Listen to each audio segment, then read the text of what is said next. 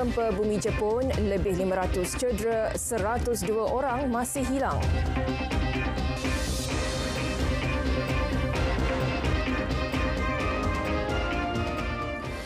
Assalamualaikum, salam Malaysia Madani. Anda bersama saya Budi Tawan Wahanafi dalam Dunia 10. Angka korban akibat gempa bumi kuat berukuran 7.6 pada skala Richter di Jepun meningkat kepada 202 orang. 565 orang lagi cedera. Menurut statistik yang dikeluarkan pihak berkuasa Ishikawa, 102 orang lagi masih hilang. Ini berbanding 120 orang yang dilaporkan hilang sebelum ini. Terdahulu, Menteri Kewangan Shunichi Suzuki memaklumkan kerajaan merancang untuk meningkatkan peruntukan dalam rizab bagi bajet 2024-2025. Ia bagi menyokong usaha pemulihan wilayah Noto. Sebelum ini, kerajaan telah meluluskan bajet berjumlah $780 bilion itu hanya 10 hari sebelum gempa berlaku. Ini termasuk 500 bilion yen untuk rizab awam dan 1 trilion yen untuk rizab bagi tindak balas inflasi. Kerajaan Jepun turut meluluskan peruntukan 4.74 bilion yen hari ini dari rizab bajet bagi tahun ini untuk bantuan makanan, air, lampin pakai buang dan alat pemanas. Zionis terus memerangi Gaza pada Selasa ketika Setiausaha Negara Amerika Syarikat Anthony Blinken tiba di Israel dalam usahanya untuk mengelakkan perang daripada merebak ke seluruh Asia Barat. Serangan bom dilaporkan berlaku dalam tempoh 24 jam lalu di Khan Yunis dan Rafah, bandar terbesar di selatan Gaza yang terkepung. Tentera Zionis mendakwa telah membunuh 40 anggota Hamas dalam operasi darat dan udaranya di Khan Yunis serta merampas senapang AK-47, pelancar roket dan beberapa senjata lain. Sejak perang tercetus 7 Oktober lalu, kebimbangan mengenai kemungkinan konflik akan terus memuncak di rantau itu antara Israel dengan kumpulan yang disokong Iran di Lubnan, Syria, Iraq dan Yemen. Israel telah melancarkan serangan dengan Hezbollah sejak 3 bulan lalu dengan terbaharu mengorbankan pemimpin kanan Hamas dan Hezbollah di Lubnan. Hezbollah hari ini mendakwa melancarkan serangan drone ke pusat pemerintah tentera Israel di bandar utara Safed. Ia sebagai sebahagian daripada tindak balas terhadap pembunuhan timbalan Ketua Hamas Salih Al-Aruri dan Komander Hezbollah Wissam Tawil. Dalam pada itu, Ketua Hezbollah Hassan Nasrallah menegaskan pihaknya tidak akan berdiam diri selepas pembunuhan Salih Al-Aruri 2 Januari lepas di Beirut. Jelas beliau, Lubnan akan terus terdedah dengan lebih banyak serangan rejim Israel sekiranya tentera Lubnan tidak membuat serangan balas. Tegasnya, Lubnan termasuk bandar, kampung dan infrastruktur lain ketika ini terdedah dengan lebih banyak serangan dari negara haram Israel. Hassan melaungkan amaran bahawa Zionis akan menerima padah atas perbuatan terbabit. Sebelum ini, Hezbollah telah melancarkan serangan ke atas Israel di sempadan sejak 8 Oktober tahun lalu sebagai sokongan kepada pejuang Hamas di genting Gaza.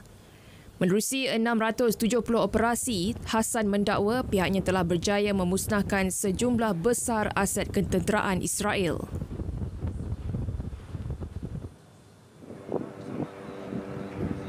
Sementara itu, Kementerian Kesihatan Gaza memaklumkan 126 orang terkorban akibat serangan Israel dalam tempoh 24 jam lalu. Angka korban terus meningkat kepada sekurang-kurangnya 23,210 orang. 59,167 penduduk lagi cedera dalam serangan yang berlarutan lebih 3 bulan lalu. 4 bayi pramatang maut akibat lemas terhidu asap di wad bersalin susulan kebakaran di sebuah hospital selatan Iraq. Media tempatan melaporkan kebakaran berpunca akibat litar pintas. Dalam pada itu, pihak Bulan Sabit Merah Iraq memaklumkan 150 kanak-kanak dan 190 orang dewasa yang juga pesakit di hospital tersebut telah dipindahkan ke pusat perubatan lain. تم إخلاء المرضى الموجودين بالمستشفى والخدج، ومن المعروف أنه المرضى الموجودين في الخدج حالتهم تكون حالة حرجة، وتعتبر ردهات الخدج من الردهات الحرجة ذات العناية الفائقة. توفوا 4 من عندهم لأسباب تتعلق بأمراض الصدر، والآن بناء على توجيه دولة رئيس الوزراء الأستاذ محمد الشيع السوداني تشكيل لجان تحقيقية. Usaha perangi jenayah terus menjadi tumpuan Iran. Terbaru, negara tersebut mengumumkan akan memperkukuh kerjasama dengan negara serantau untuk mengelakkan insiden pengoboman di wilayah Kerman minggu lepas berulang. Menurut jurucakap Kementerian Luar Iran, Nasir Kanani, keganasan sudah menjadi ancaman biasa kepada dunia dan masih ada saki-baki pertubuhan keganasan yang menggugat nyawa rakyat. Bagi memastikan ia mampu ditangani, maka Iran akan mengukuhkan kerjasama dengan negara serantau, terutamanya dari aspek risikan dan keselamatan negara. Pada minggu lepas, sekurang-kurangnya 84 orang terbunuh dan 284 lagi cedera dalam pengeboman berkembar di Bandar Kerman di tenggara Iran. Kejadian berlaku semasa ribuan orang hadir bagi memperingati ulang tahun keempat kematian bekas Komander Tertinggi Tentera Iran, Jeneral Qasim Soleimani. Ekuador mengisytiharkan darurat 60 hari selepas seorang ketua kumpulan gangster yang dianggap berbahaya hilang dari sel penjara. Darurat itu diumumkan Presidennya Daniel Noboa bagi membolehkan pihak polis dan tentera memburu penjenayah tersebut. Menerusi perintah berkurung itu, orang awam tidak dibenarkan berada di luar rumah bermula pukul 11 malam hingga 5 pagi. He dado disposiciones claras y precisas a los mandos militares y policiales para que intervengan en el control de las cárceles. Acabo de firmar el decreto de estado de excepción para que las Fuerzas Armadas tengan todo el respaldo político y legal en su accionar. Adolfo Macias, lebih dikenali sebagai Fito, merupakan ketua kumpulan gangster Los Coneros yang terlibat dalam beberapa rusuhan di penjara hingga meragut banyak nyawa. Ini juga adalah kali kedua dia melarikan diri dari penjara iaitu pada 2013 namun berjaya ditangkap semula selepas 3 bulan. Dalam pada itu, sekurang-kurangnya 4 anggota polis Ekuador diculik beberapa jam selepas ketua kumpulan gangster itu meloloskan diri. Menurut kenyataan polis Ekuador, 3 anggota polis diculik di Bandar Makala ketika sedang bertugas. Seorang lagi anggota diculik di Bandar Quito. Anggota polis berkenaan dipercayai diculik oleh 3 individu yang menaiki sebuah kenderaan tanpa nombor pendaftaran. Pihak berkuasa sedang memburu Adolfo Macias yang sedang menjalani hukuman penjara 34 tahun atas kesalahan melakukan jenayah terancang, pengedaran dadah dan pembunuhan. Pejabat Peguam Negara turut memfailkan tuduhan terhadap 2 pegawai penjara yang dipercayai membantu Macias melarikan diri.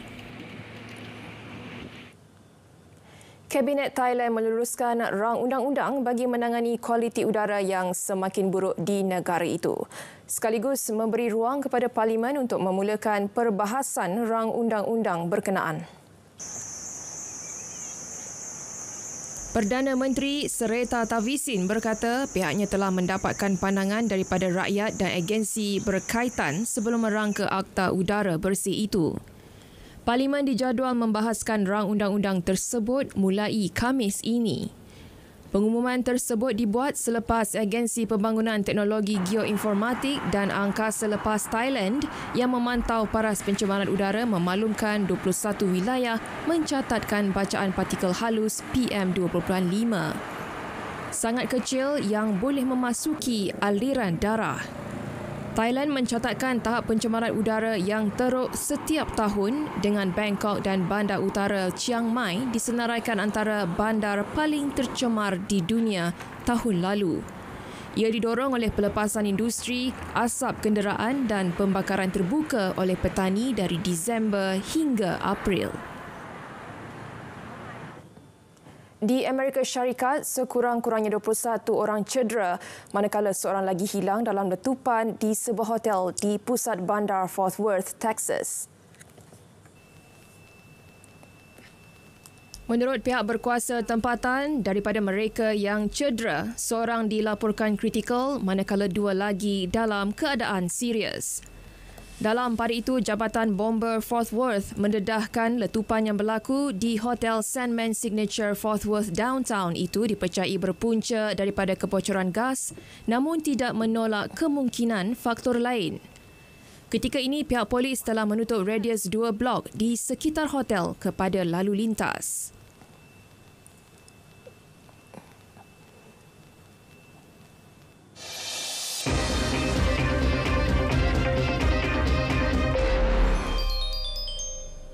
Kita mulakan dengan badminton terbuka Malaysia 2024. Bergu campuran profesional negara Goh Soon Huat Chevon Lai dan bergu lelaki Ong Yu Sin Teo Yi menceriakan kem badminton negara berjaya mara ke pusingan berikutnya.